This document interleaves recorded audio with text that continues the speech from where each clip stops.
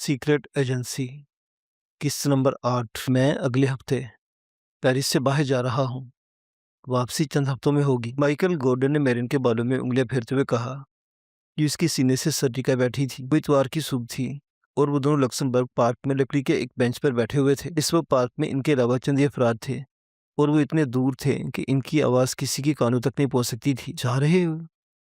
Marine ने झपके से sir उठा लिया। इसके पूरे जिस्म में सनसनी की एक लहर सी दौड़ गई थी। तुम कहाँ जा रहे हो माइकल? ये मैं तुम्हें नहीं बता सकता, लेकिन ज़्यादा से ज़्यादा 2 महीनों में वापस आ जाऊंगा। Alfred Miller. मैरिन इसके चेहरे पर नजर जमाते हुए बोली, यकीनन वही तुम्हें भेज रहा होगा। उस रात उसने तुम्हें फ़ोन किया था। और हाँ, माइकल ने इसकी बात काटते हुए कहा, इसके ख्याल में झूठ बोलने का कोई फ़ायदा नहीं था। वो मुझे एक अहम मिशन पर भेजना चाहता है। लेकिन तुम क्यों परेशान हो? कहाँ जा रहे हो? मैं किसी को इस हिस्से में कुछ नहीं बता सकता। मुझे भी नहीं। मैरिन ने हैरत से इसकी तो देखा, लेकिन पेट्रिक ने तो मुझसे कोई बात नहीं छुपाई। बात यह है कि माइकल का जहन उलझ गया। पीटर भी इस मंसूबे में शामिल नहीं है। मैं समझी नहीं। मेरिन की हैरत दोचंद हो गई। क्या तुम ये कहना चाहते हो कि तुम एक ऐसे मिशन पर जा रहे हो जिसका पीटर को भी इल्म नहीं है? Please Marrion. माइकल इसके कंधों पर हाथ रखते हुए बोला, मेरे लिए उलझने पैदा करने की कोशिश मत करो। मैं तुम्हें पहले ही बता चुका हूँ कि मैं एल्फ्रेड की जिद्दोजहद में हिस्सा लेना चाहता था। मुझे एक मौका मिला है जिसे मैं ज़ाया नहीं करना चाहता। अगर मैंने तुम्हें इस मिशन के बारे में बता दिया तो मुझे निकाल बाहर किया जाएगा और फिर शायद मुझे कभी ऐसा मौका ना मिल सके। मुझे अफसोस है। मैरियन ने कहा, मैं तुम्हारे बारे में कुछ ज़्यादा ही जज्बाती हो गई थी। मैं तुम्हें पहले ही बता चुकी हूँ कि तुमसे पहले मैंने एक और शख्स को चाहा था। वो आयरिश फ्रीडम फाइटर था जो बिलफास्ट में एक झड़प पे मारा गया था। मैरियन की आंखों में आंसू आ गए। इसने अपने लहजे पर काबू पाने की कोशिश करते हुए बात जारी रखी। केविन की मौत के बाद मेरी जिंदगी वीरान हो गई थी। फिर तुम बादे बहार के लतीफ झोंके की तरह मेरी जिंदगी में दाखिल हुए। मैं तुम्हें भी केविन की तरह खोना नहीं चाहती। इसने सर उठाकर माइकल की तरफ देखा। जब तुम अपने मिशन से वापस जाओ तो मुझे जरूर तलाश कर लेना। वो उठकर एक तरफ भाग गई। माइकल बेहिस्सो हरकत अपनी जगह बैठा रहा। वो जब होश में आया तो मैरियन जा चुकी थी। कोई गड़बड़ जरूर है, मैरियन दौड़ते हुए सोच रही थी। पार्क से निकलकर इस सड़क पर आ गई जहाँ इसने अपनी मोटरसाइकिल खड़ी कर रखी थी। इसे मोटरसाइकिल पर सवार होकर किक लगाई और मोटरसाइकिल को खौफनाक रफ्तार से शहर की पुरहजूम सड़कों पर दौड़ाने लगी। इसका जहन मोटरसाइकिल से भी ज्यादा तेज रफ्तारी से परवाज कर रहा था।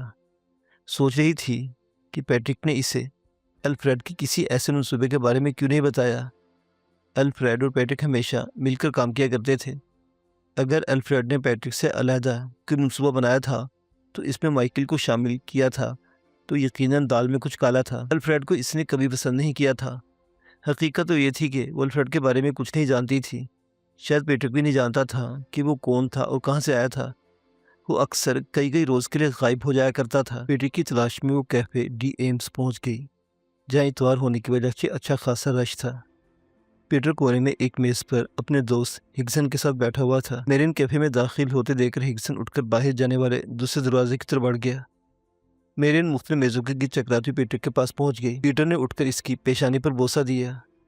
मेरिन अगरचे इसकी सुतीली बहन थी मगर वो इसे बेहद चाहता था। तुम्हारी आंखें बता रही कि तुम रोती रही हो। इसके चेहरे पर नजर जमाते बोला। मेरिन सारी रात भी कुर्सी पर बैठ गई। जेब से एक सिगरेट निकालकर होठों में दबाया और इसे सुलगाने की कोशिश करने लगी। इसके हाथों की कपकपाहट की वजह से माचिस की कई तीलियां जाया हो गई।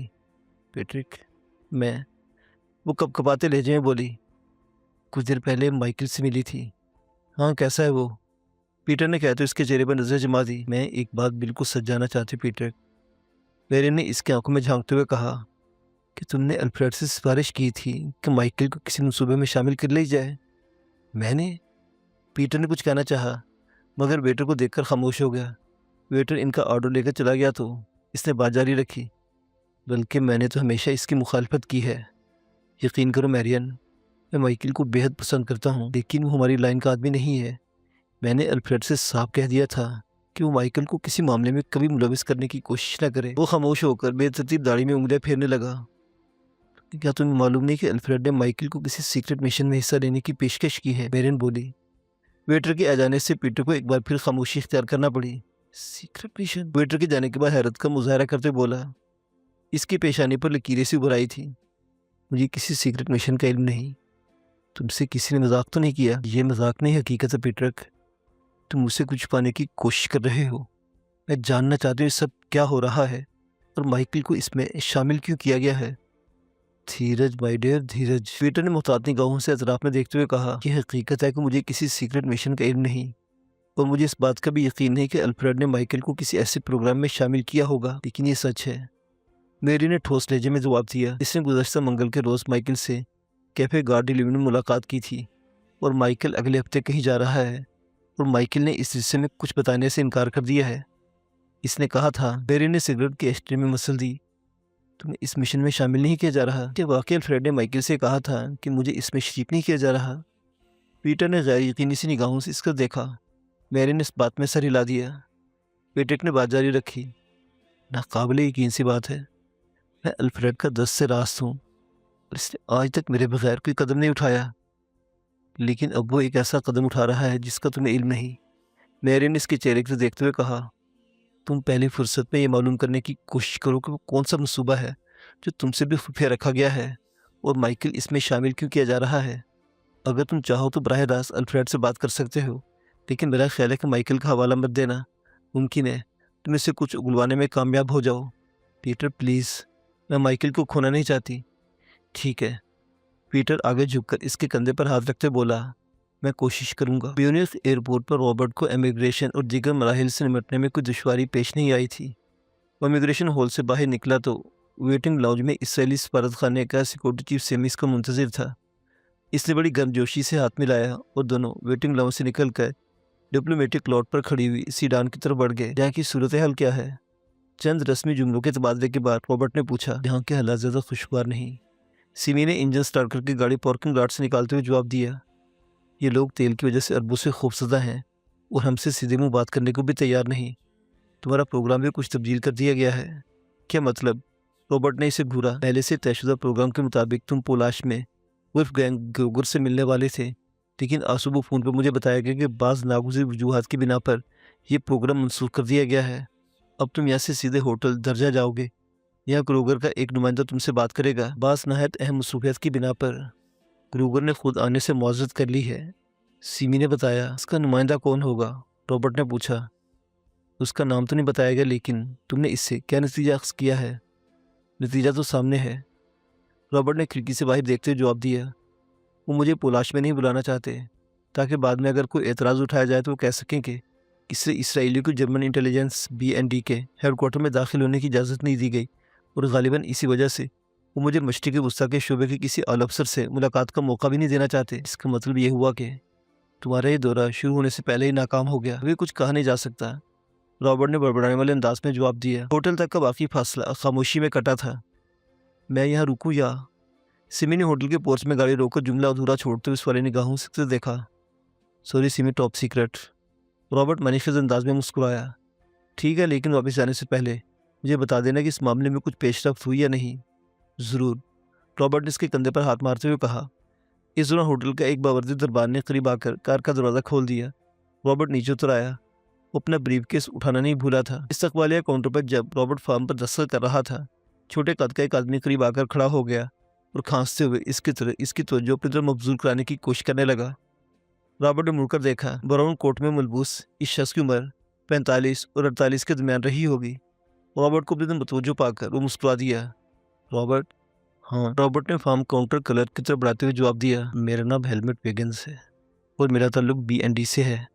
मेरा दोस्त ग्रूगर बाज़ मसरूफियत की वजह से वक्त नहीं निकाल सका और इसके बजाय मुझे तुमसे मुलाकात की हिदायत की गई है। इस शख्स ने अपना तारुफ कराते हुए कहा। क्या मैं तुम्हारे शनाख्ती कागजात देख सकता हूँ? रॉबर्ट ने हाथ मिलाते हुए कहा। क्यों नहीं, ये मेरा शनाख्ती कार्ड है और ये ग्रूगर का तौरफी ख़त। वैगन ने कहते हुए कागजात जेब से निकाल कर इससे बढ़ा दिए।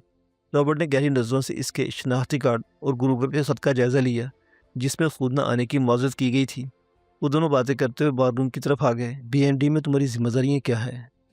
रॉबर्ट ने पूछा। वैगनर चलने में खामोश रहा। वो गालिबन इस सवाल की अहमियत का अंदाज़ा लगाने की कोशिश कर रहा था। डाफिस ने कहा, हेडक्वार्टर में गैर मुल्की मेहमानों की देखभाल मेरे सुपुर्द है। वो समझा। रॉबर्ट बड़ी मुश्किल से अपना गुस्सा छुपाने में कामयाब हो सका था। उन्होंने इससे मुलाकात के लिए नहायत निचले दर्जे का आदमी भेजा था। ये अगरचे रॉबर्ट की तौहीन थी, लेकिन इसने मामले को जारी रखना ज़रूरी समझा। क्योंकि इस तरह जर्मिया के असल मंसूबे पर अमल करते हुए वो अपना मकसद पा सकता था। वैगनर के हुक्म पर वेटर ने इनकी मेज पर विस्की और फ्राई फिश की प्लेट रख दी। वेटर के जाने के बाद रॉबर्ट ने अपना ब्रीफकेस खोल लिया। गुज़श्ता हफ्ते हमारी फौज की एक यूनिट ने लेबनान में सईदा कैंप पर छापा मारा था। इसने ब्रीफकेस में से बनों रंग का एक फाइल निकालते हुए कहा, सईदा वो कैंप है जहां अल-फतह की तरफ से गैर मुल्की रजाकारों और दो तंजीमों के मेंबरों को छापामार जंग की तरबियत दी जाती है। हमारे फौजी यूनिट के हमले से पहले रजाकार अगरचे कैंप खाली कर चुके थे, मगर कैंप के दफ्तर से मैं बाज़ दिलचस्प दस्तावेजात मिल गई थी। फिर वो खामोश होकर फाइल के सफ़ात उलट पलट करने लगा। फाइल में लगी हुई दस्तावेजात अंग्रेजी और जर्मन दोनों जुबानों में लिखी हुई थी। बाज़ कागजात पानी से किसी कदर ख़राब हो चुके थे, मगर इनकी तहरीरें पढ़ी जा सकती थी। इस फाइल में उन जर्मन दहशतगर्दों की मुकम्मल फहरिस्त मौजूद है जो पिछले 10 साल के अरसे से सईदा कैंप से तरबियत हासिल कर चुके हैं। रॉबर्ट ने बात जारी रखते हुए कहा, इनमें से बेशतर बदर इन्हाफ के सरगर्म रुकन हैं।